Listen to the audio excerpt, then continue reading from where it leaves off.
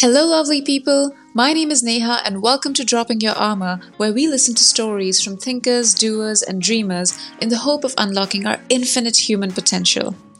This is a spotlight episode, where the goal is to shine a light on certain topics together with an expert and explore it through many different lenses, from psychological to economic to business. And in this episode, we will speak about emotional agility, what it is, why it's important, and how to develop the skill. We'll be speaking with Andreia Lungulescu, who's a hands-on people and organizational development consultant and coach with a passion for nurturing and championing human potential. She has a background in clinical psychology and cognitive behavioral psychotherapy with a specialization in schema therapy, coactive coaching, and compassion-focused therapy. Her knowledge about human emotions and behavior, combined with her many years of practical experience in organizations and her spot-on pop culture references, which, by the way, I enjoy the most, are what made this conversation both insightful and fun for me. I hope you enjoy it too.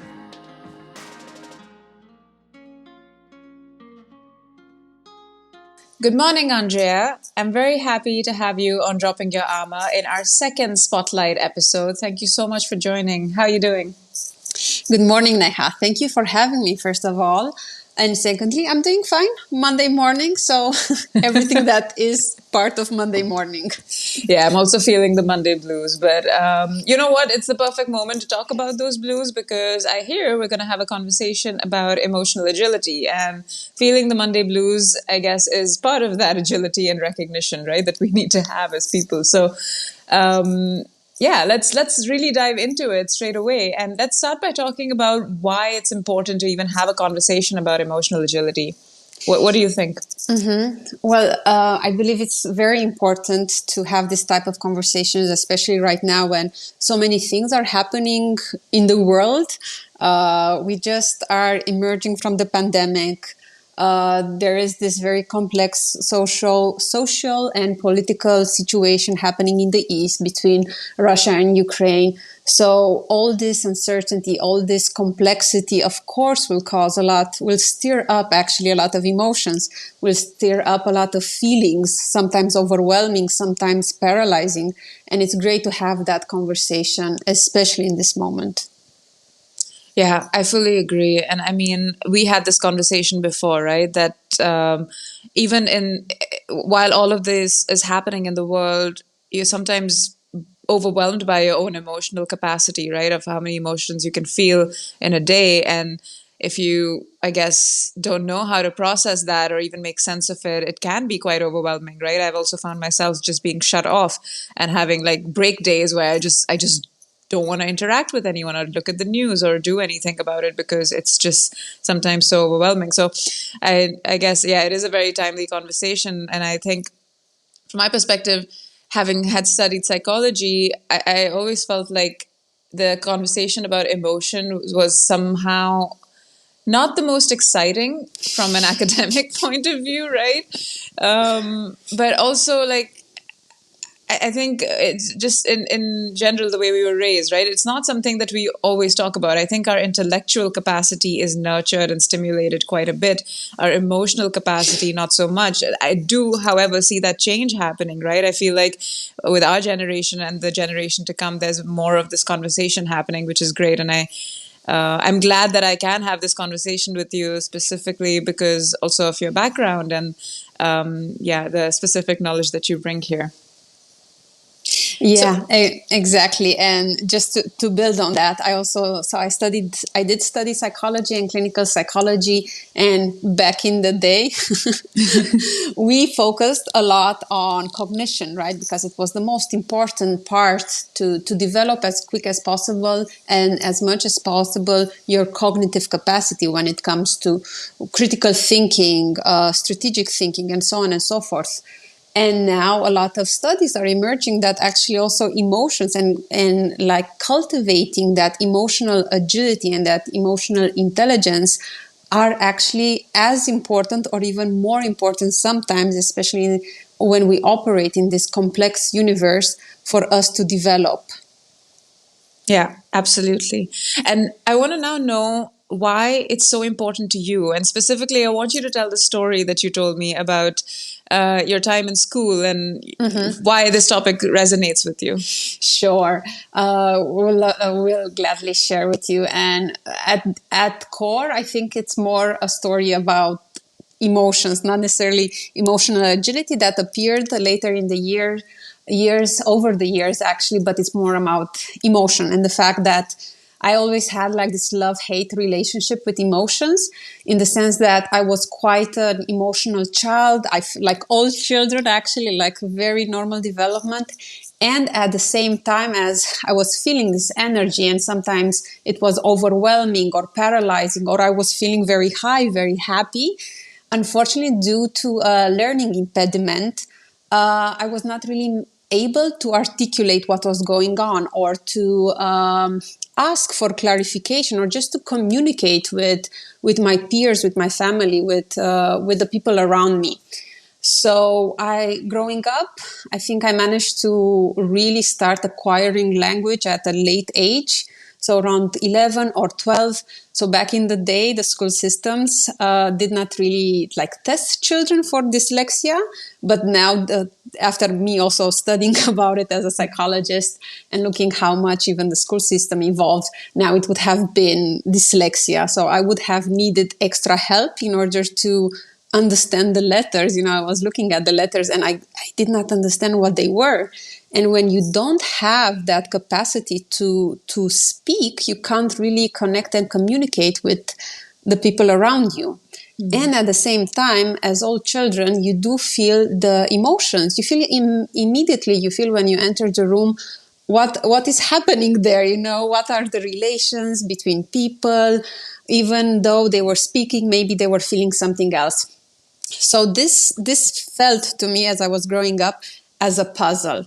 And I did understand at a certain level that words are important and mastering them is very important. Because, for example, when I heard you have to do this came with specific energy, and that triggered in me specific emotions. And later I understood that when like you must do this comes actually as a directive, there is no perceived choice or control in the matter. And that is very different from when somebody would say, you should do this. That comes with a freedom, that comes with choice, and that comes also with this invitation to self-reflect when it comes to the choice that you would make. And that also empowers you, gives you the freedom to decide for yourself, basically. So this was like very fascinating for me. I did not have the tools to understand why it was fascinating, but it just was. And then, like, looking back in hindsight, I realized that I organized my whole life in understanding these pieces of the puzzles and trying to, to digest them, to find them, to digest them, and then see how they fit in the bigger picture. So, for example, I studied math and computer language in high school, so that organized my brain a lot, my mind actually a lot, and gave me this beautiful metaphor that you have the interface of a web interface, for example, and then behind you have a lot of code lines. So it's very important how you write those code lines in order to understand how the interface will be. And that for me kind of remained the metaphor of my life, that thoughts and emotions are all these code lines, and you have to understand them. They have to be cleanly written in order that the interface will be also understandable and user friendly. Let me put it like so.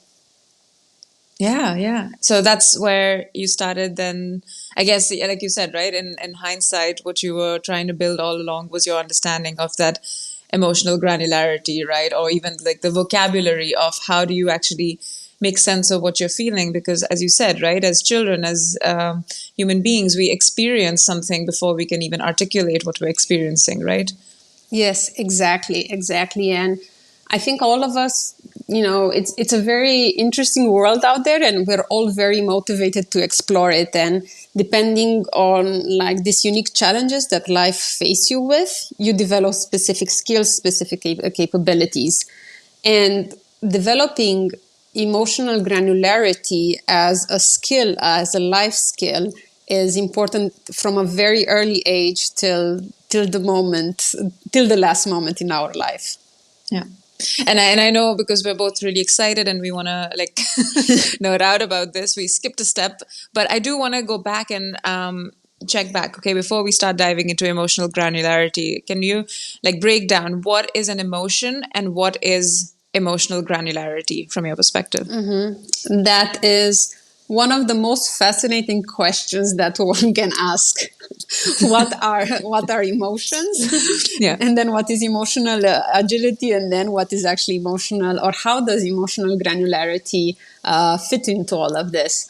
So from my experience, from my studies, as I said, I studied cognitive and behavioral psychology and then clinical psychology.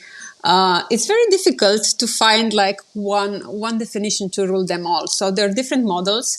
There are a lot of neuroscientists which are doing amazing work and research in this domain.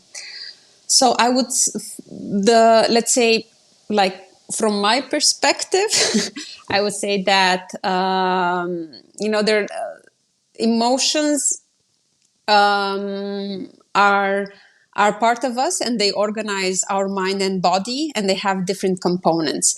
In the sense there is a physiological reaction which is triggered in our body. Maybe we feel that our blood is rushing, so we get like warm in our cheeks or red in our cheeks. There is also this we also tend to have this feeling and tendency to act towards a goal. So they are also very linked to our motivation. So they activate our motivation. They activate us as individuals, our bodies, but also our energy inside of us.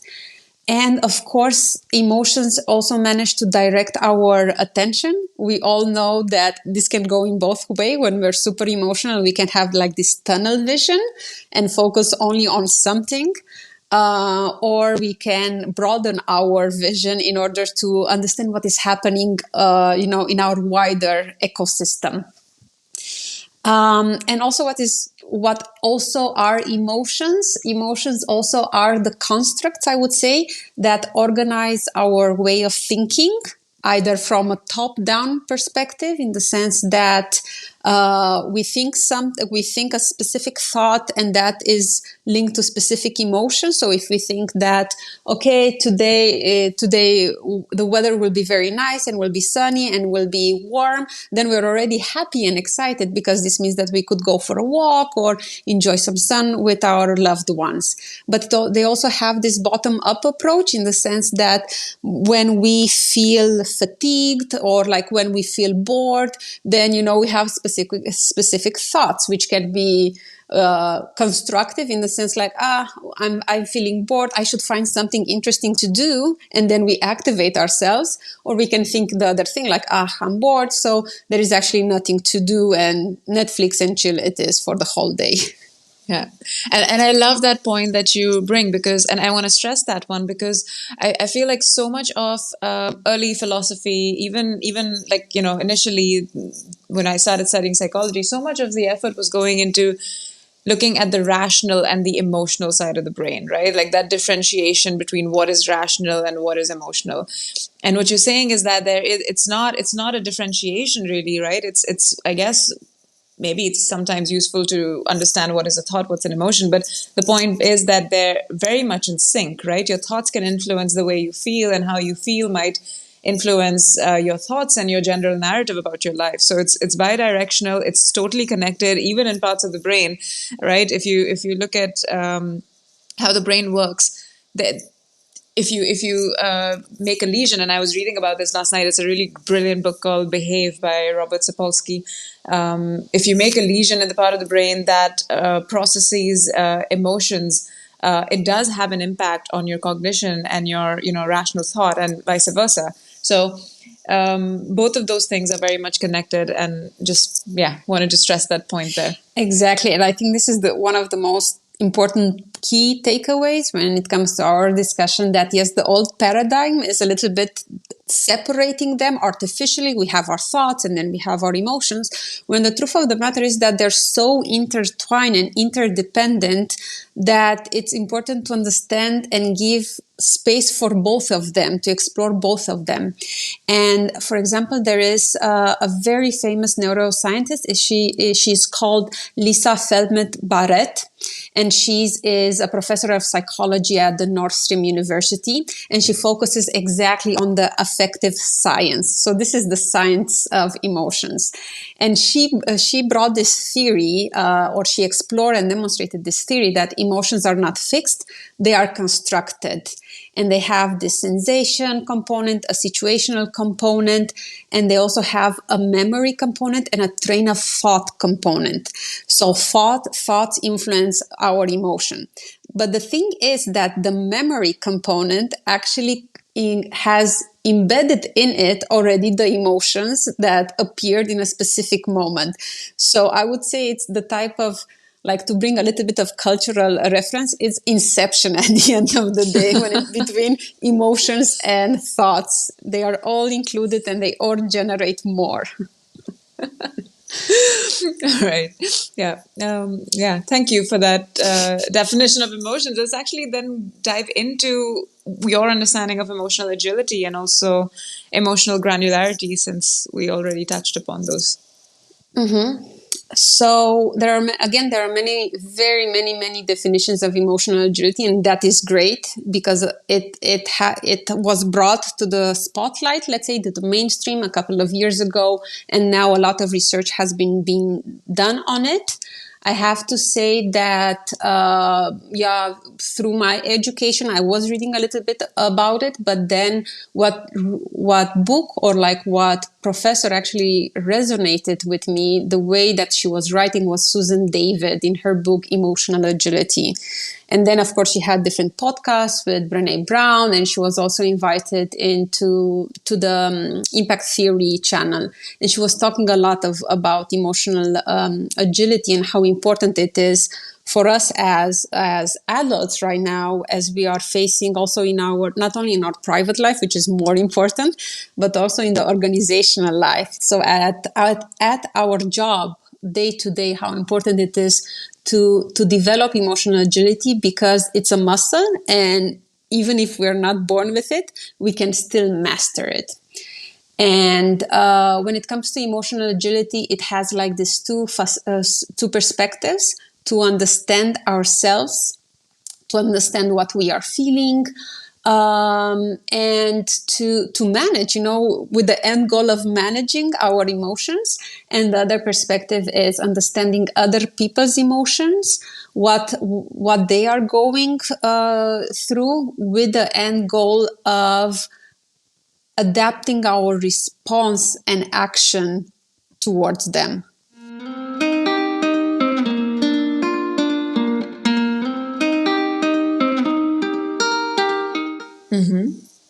Yeah, I actually also listened to the Susan David podcast and her TED Talk, of course, and I actually also really find her work very inspiring. And I do feel that it's important to bring this conversation to the organizational arena, because, like we said, right, it's both of those, the cognitive and the emotional, are very intertwined.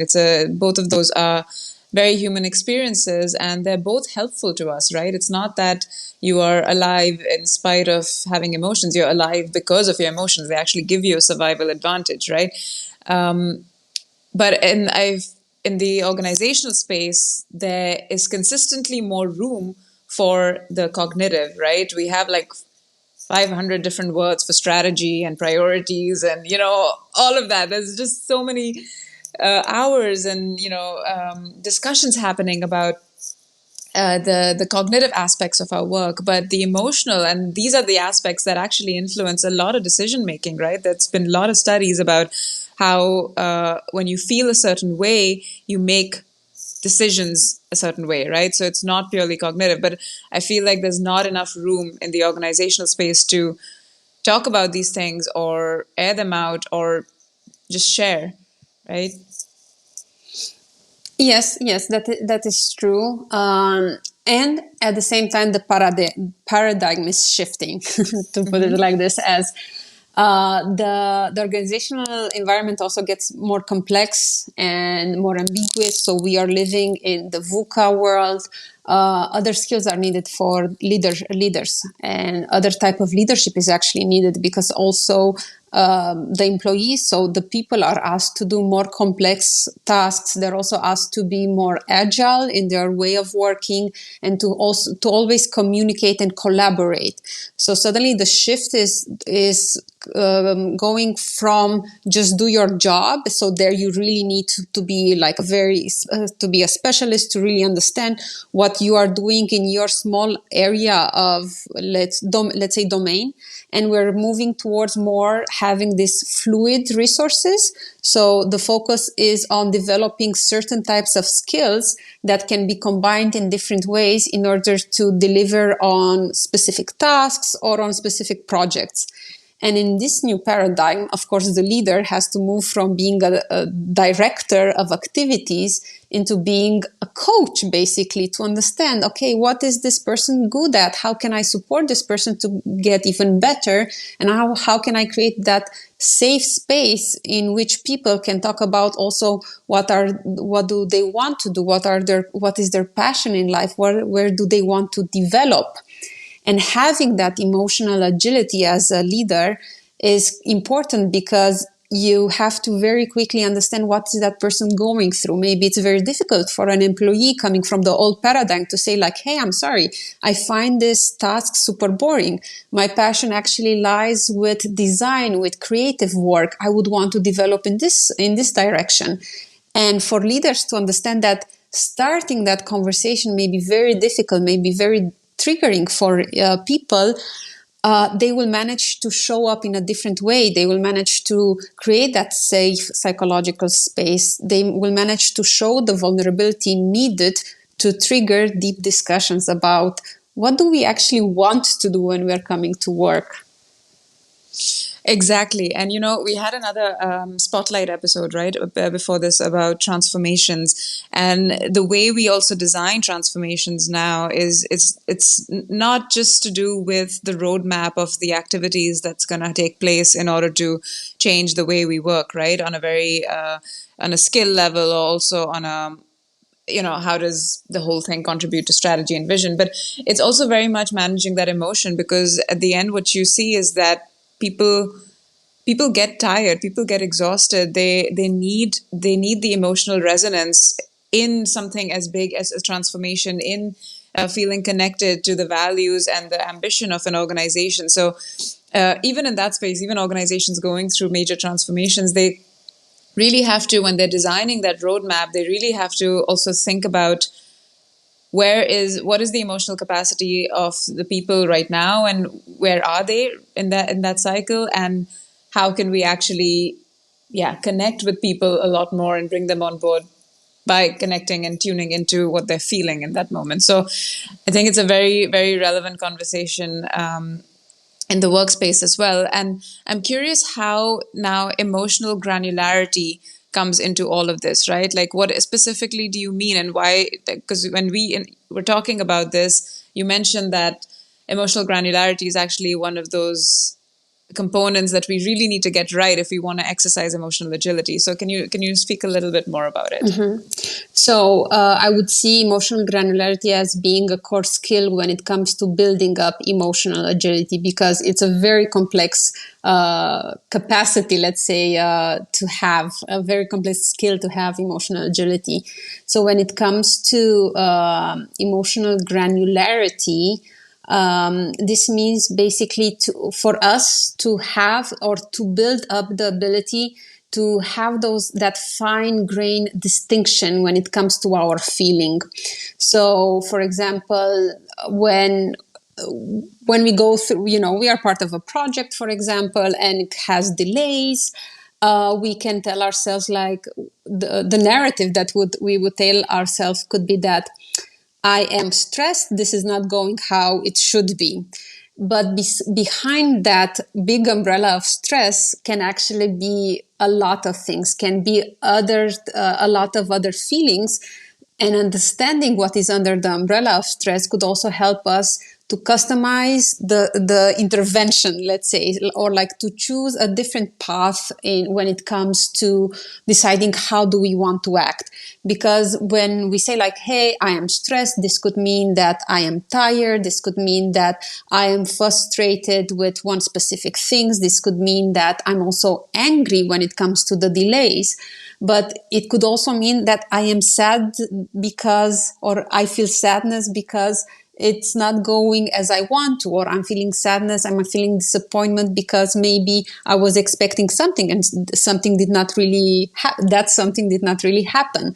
So the moment that we break down this big feeling, that this big thing that we are happening in smaller pieces that can be digested and processed by us consciously and unconsciously, then we will be able to make smarter decisions. Then we will be able to, for example, manage our energy. We will be able to communicate in a different way with our peers and with our with the project lead, to use the same example. And what's really interesting about this topic of the vocabulary of emotion is that apparently, right, there are over 3,000 words that describe different emotions, right? And I think I was listening to this in the Brene Brown podcast where she did some. I don't know if it was a survey or if it was a general session where she asked the question of how many emotions people can name, and it was three.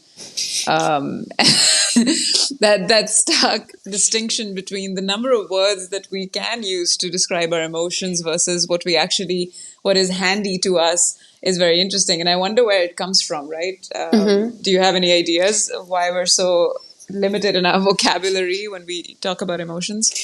I think it's based on culture. The more culture enables us to discuss about emotions, we will find many words to describe what we are feeling. We can use like I'm surprised, but we can also use, I'm amazed, I'm in awe, I'm astonished, I'm perplexed, to give it more and more color. This is what I'm trying to say. And it's also like, again, as we mentioned in the beginning, in the past, there was so much focus on developing your cognitive ability. So we have a lot of words to express a lot of very important, interesting, very smart thoughts. And at the same time, because this emotional dimension of the human experience got put in a supporting character position, we did not have yet maybe the interest or the headspace to really invest in, okay, how many emotions I can actually word, how many emotions exist in the English vocabulary, what other words in other languages exist that can describe specific feelings, which in the English language, or it doesn't exist, Yeah, I have another theory about that. So there is definitely the cultural aspect, right? What you surround yourself with is what you have access to in the end, right? Another one of my theories is, and I'm completely speculating now, so just FYI, is that sometimes it's too much to feel the emotion, so you block it out, right? So you don't even want to get there. You don't even want to go to labeling it because it's like, oh my God, do I really have to go through that again? I'd rather just watch Netflix right now and just, feel what Lorelai Gilmore is feeling, which is 500 emotions at the speed of 1 minute. So, FYI, reference to Gilmore Girls. If no one understood, that's also okay. But yeah, sometimes it's just that you're so overwhelmed that you just don't want to feel anything. Or even if you're not overwhelmed, right? You just have so many ways to distract yourself from what you're feeling because honestly, unless you're feeling joy or pleasure or happiness, whatever, sometimes going through emotions is very uncomfortable, right? And I guess part of the human experience is to go through that discomfort because every emotion has a function. There's a reason why it exists within you, right? And I love that movie Inside Out because in a very beautiful way, it taught us that even sadness has a role to play, right? It tells people that, hey, you need attention, you need compassion at this point in time. And if you don't feel that, and if you don't articulate that emotion, then you won't get it, right? And that's my biggest worry of coming out of this pandemic, that we have so many people who are isolating themselves from their own emotions and from each other because of that. And a lot of people are actually worried about a mental health pandemic. And yeah, so see how what happens with emotions. I let that really escalate to a mental health pandemic. Now stop me, Andrea. Tell me Well, how we can actually exercise this ability to get more granular with our emotions.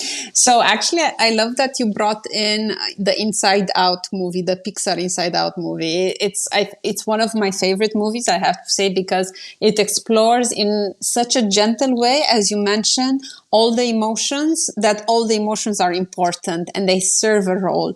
And this is also very true, because at the end, even let's say anger, which we like socially, we're not really allowed to feel anger, signposts something very interesting. It also energizes us. It's a very unpleasant sensation. And it also is overwhelming sometimes, in the sense that it has dominance in our system.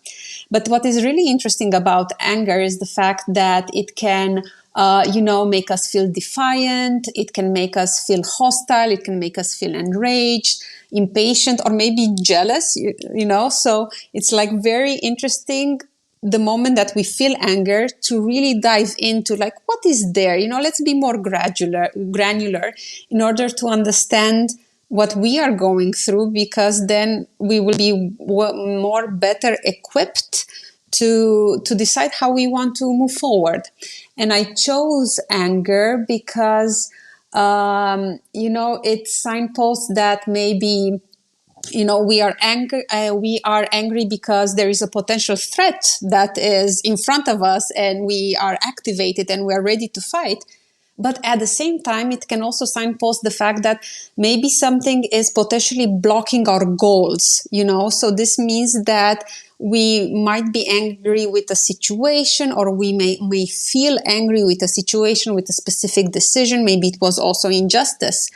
So these are like nuances which are very interesting and very important to explore inside of us, and of course with others. I love that. So your emotion is basically a gateway to the values that you might have, or the values that you might hold, right? If you're feeling a sense of injustice, maybe that's signaling something to you, or it might be an indication of a threat in your environment. So it is advantageous, exactly, to tap into. Exactly. Yeah. And if we shift the perspective from you're too emotional, or like when you hear you're too emotional, you already like have this negative label that you put on emotions. And if you just change the perspective in the sense that, hey, emotions are as important as thoughts, and they always indicate something about us. Maybe, as you said, something, what is important to us. If our values are respected, or the other way around, if our values are not respected, if our boundaries are respected or not. So if we use them as data points, we can get so much information, and information is power, and information is powerful for us when we get information about our own bodies, our own mind.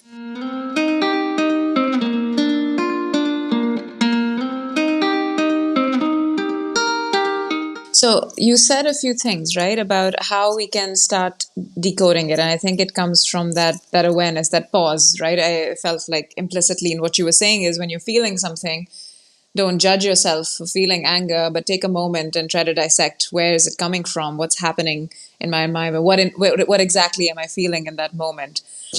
What else? What else do you do as a practice that helps you gain that level of granularity, and then eventually that emotional agility?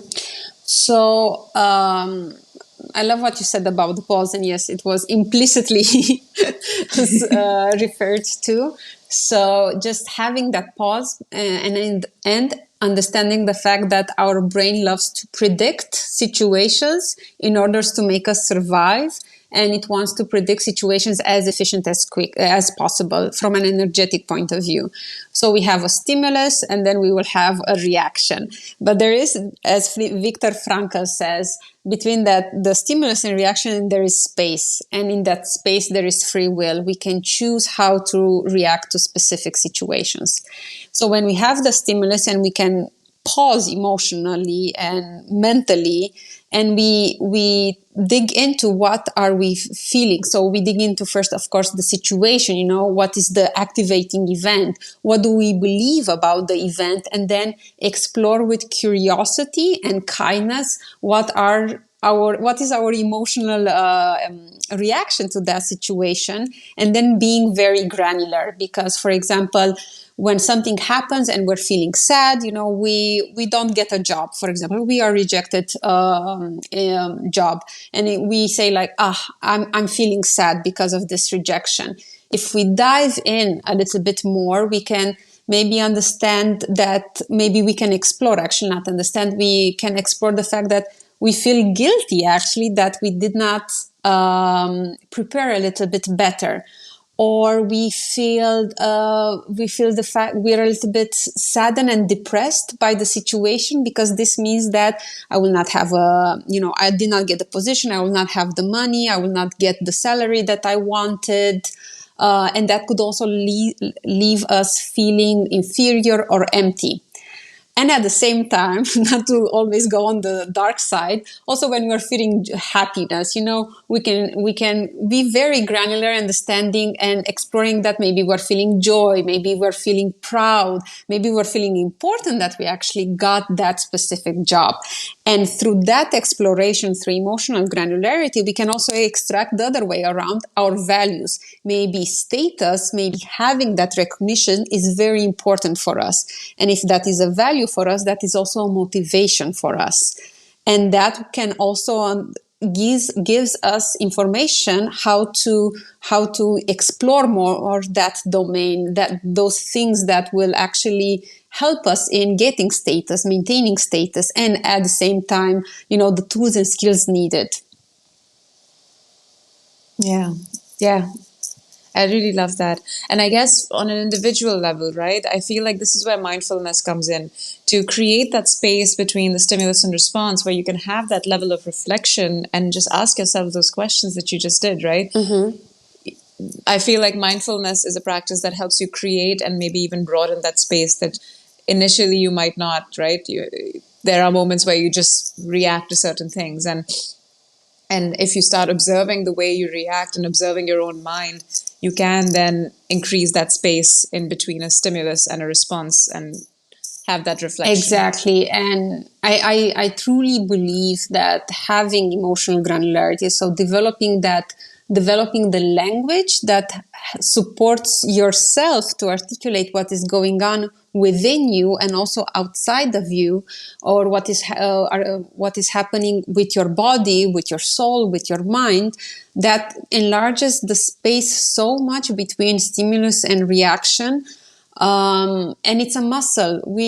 Unfortunately, when we are born, we cannot directly download the Oxford Dictionary, the English Oxford Dictionary.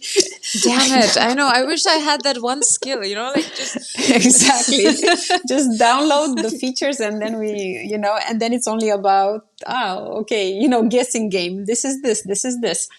Unfortunately, it doesn't work like so, and thank God maybe it doesn't work like so, because then we have this opportunity in front of us to explore not only the English vocabulary, as now we're speaking in English, but also our own mother tongue vocabulary when it comes to those specific, not only emotions, but those specific words which describe specific emotions, which in other languages you don't have. So this is also like a very cool tip and trick when it comes to developing your emotional language, being curious about other languages. So because we live in Germany, I will give the example of Schadenfreude. I was thinking about exactly the same one. Exactly. Yes. So correct me if I'm wrong, but it's the envy it's the happiness that we are feeling when a friend is going, or like that sense of happiness that we are feeling when a friend is or like a person that we know is going through a bad time, or it's the joy that we get from envy. Help me a little bit. Yes, exactly.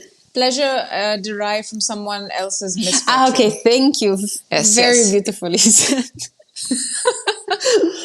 And yeah, Schadenfreude. And then I was also like looking in the Romanian language, and we have something like amarăciune, which is more of a negative emotion. And it's a link between, being angry and sad and bitter at the same time, and having a lot of melancholy, but you're still energized to do something. And it's also linked to the bitter taste that you have, when you eat something bitter, basically. Right. So it's this very interesting, complex emotion that is like super fascinating for me, and I did not really manage to find it in the English or in the German vocabulary. I guess that also in your language you have also specific words. Oh, yeah. I didn't dig into it, but I will come back to you on that. I think there are possibly many different words that Exactly. in Hindi that are not there in English. And I'm also thinking, right, you shouldn't also have to limit yourself to finding the right word, because then you can go down the road of emotional perfectionism where you're really trying to define exactly what you're feeling with the right word. But you could exactly do what you did right now, which is explain what it feels like. You're feeling a bit bitter and resentful and angry and melancholic all at the same time, but it's giving you energy, and that still helps, right? Even if you don't have the perfect word for it. Exactly, and it's about progress over perfection. So maybe the word would not appear directly in our mind, but as you said, if we describe it, we describe the physiological sensation, we describe what it does it feel like, where does it feel like, what does it trigger in us, in which situation it appears. Then maybe, at this co-creation, at the end of this co-creation process, as we also share it with other people, who knows? Maybe we'll be lucky and we will, have a new word in the English dictionary. We'll innovate a little bit this emotional dimension of the English dictionary. Yes, but exactly, right? The point is not to come out with the perfect word, right? I guess it is if you are a writer and you want to just get that perfect emotion out there for your reader to experience and feel while they're reading. But for you as an individual, the point is to make sense of it and just come to terms with it and feel the emotion most importantly, right? It's not to block it off or suppress it, but to actually go through it. And I love this book, Burnout, by Emily and Amelia Nagoski, where they talk about stress and they talk about getting stuck in the stress response cycle, right? When you don't go through the cycle. And particularly interesting for me in that book was the topic of emotional exhaustion. That when you're looking at burnout, emotional exhaustion is actually one of the biggest contributing factors for burnout. And that happens when you get stuck in an emotion, right? You don't allow yourself to go through that emotion, right? But in order to go through that emotion, you also need to go to that emotion, which is what you're saying, is that you need to be able to label it and identify it so that you can actually go through that emotion, go through the cycle, and come out the other end as a more aware, healthy person, able to move on. Exactly. And there's so much research showing the fact that if we keep things in and we, as you said, if we get stuck in specific emotions, then this is very unhealthy for our body, because the cortisol level goes up, stress is always felt. We don't have the energy to recharge, basically. So to create that space where we can recharge, we can build up our resilience. And yeah, this is why it's I would say the first step would be to name what is going on, articulate what is going on. It doesn't need to be perfect. There are so many tools online that can help you with this. And like my favorite is the feeling wheel, where they like put all the emotions there, and you have like this very beautiful separation of if you feel anger, what does this mean? If you feel fear, what does this mean? If you feel surprised, what does this mean? And every day just having that exercise of curiosity okay, I feel tired today, but what else am I feeling? Having that very honest conversation with yourself, and honest and curious conversation with yourself, like, hey, brain, or hey, body, how are we feeling today? Checking in with yourself. Right. And Andreia, I actually have one final question for you, but I want to check. Do we have the time for it? Yes? Okay, brilliant.